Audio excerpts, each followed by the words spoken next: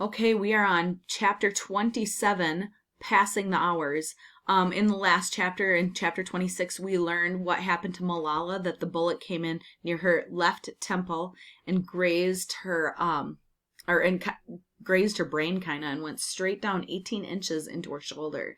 So we found that she's very lucky to be alive, but she does have some very serious medical issues. Again, she still has the tube in her throat, so she can't talk, but she's communicating by writing notes. Chapter 27, Passing the Hours. One day after Fiona came to my room, her name was Fiona Alexander, and she was in the head of communications for the hospital. I thought this was funny. I couldn't imagine the hospital in SWAT having a communications office. She said the hospital would like to take a picture of me. I thought this was really funny. Why would anyone want a photo of me looking the way I did? Would it be okay to take my picture? Fiona asked again. I didn't see the point of a picture with me and my swollen face in a hospital bed, but everyone here was so nice and I wanted to be nice in return. And I thought that maybe my parents would see a picture of me and this would give them hope and bring them to me faster. I agreed, but I made two demands. I asked for a shawl so I could cover my hair, and I asked her to please take the picture from my right side. The left side of my face still would not cooperate.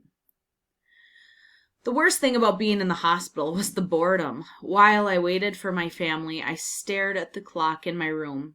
The movement of the hands around the dial reassured me that I was indeed alive and helped me measure off the minutes until my family arrived.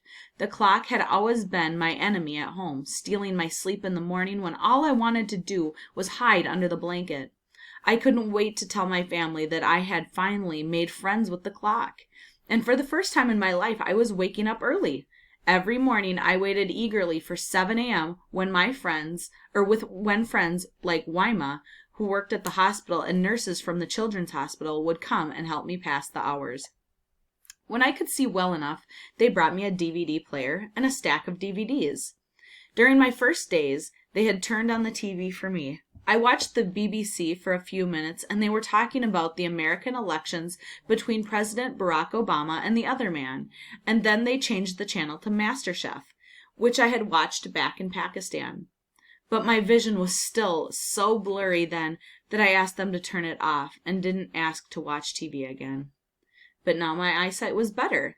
Although I was still seeing double a bit, I got to choose from Bend It Like Beckham, High School Musical, Hannah Montana, and Shrek. I chose Shrek. I loved it so much I watched the sequel right after. One of the nurses figured that if she covered my damaged eye with a cotton patch, my double vision wasn't as bad. Meanwhile, my left ear kept bleeding and my head kept throbbing. But I passed the day with a green ogre and a talking donkey while I waited for my parents to come to England.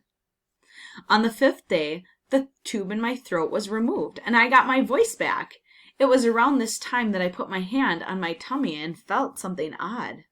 There was a hard lump just under my skin. What is this?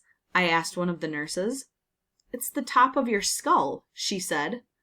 I was sure I misunderstood. Between my bad hearing and my trouble with words, I thought she'd said the top of my skull was in my tummy.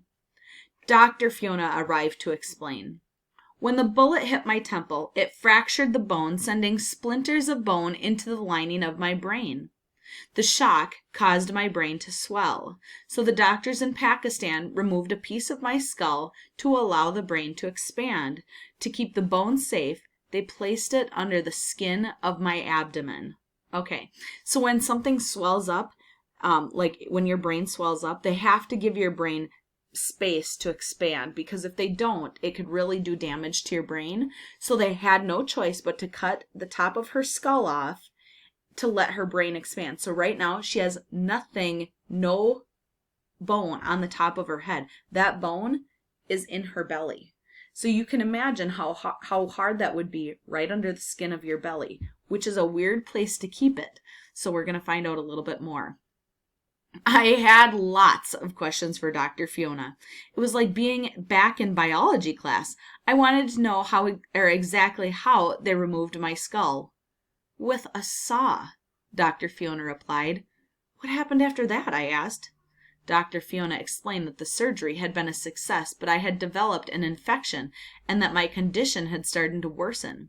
My kidneys and lungs began to fail, and soon I was near death. So the doctors put me in a coma, and that way I could fly to England for better care. You flew in a private jet, she said. A private jet? How do you know? I asked. Because I was on the flight with you, she said. I later learned that the United Arab Emirates had offered the plane, which was fully equipped with an onboard medical unit. Dr. Fiona explained that she and Dr. Javid had been in Pakistan advising army doctors on how to set up a liver transplant system. Dr. Javid was contacted for his advice, and he brought Dr. Fiona with him since she was a specialist in children's emergency care. She admitted that she had been a little nervous about flying into Peshawar because it had become so dangerous for foreigners, but when she found out I was a campaigner for girls' rights, she came. She and Dr. Javid told the doctors in Pakistan I wouldn't survive unless I was moved to a better equipped hospital, so my parents agreed to let me go with them. Dr. Fiona and Dr. Javid had been by my side for nearly 2 weeks. No wonder they behaved as if they'd known me forever. Dr. Fiona had to go take care of her other patients, children who were sicker than I was, but I had one last question. I was in a coma, I said. For how long? A week. I had missed a week of my life, and in that time I'd been shot, I had an operation, had nearly died, and had been flown to the other side of the world. The first time I had ever flown out of Pakistan was on a private jet to save my life. The world had gone on all around me, and I knew nothing about it. I wondered what else I had missed out on. So if you're not sure what a coma is where they just kind of put you to sleep, and you're sleeping for a whole week, and you're not able to kind of wake up on your own. They give you special medicine, so it's not like you're dead. You didn't die, but it's just something to keep you sleeping so that you can heal. And sometimes they have to do that with people. And sometimes people will slip into a coma on their own. There's a lot of different ways that you'll hear coma in your life, but this time they actually put her in a coma so that she would be still and not worrying, and she could just heal. So yeah, kind of crazy all the things that happened without her even knowing.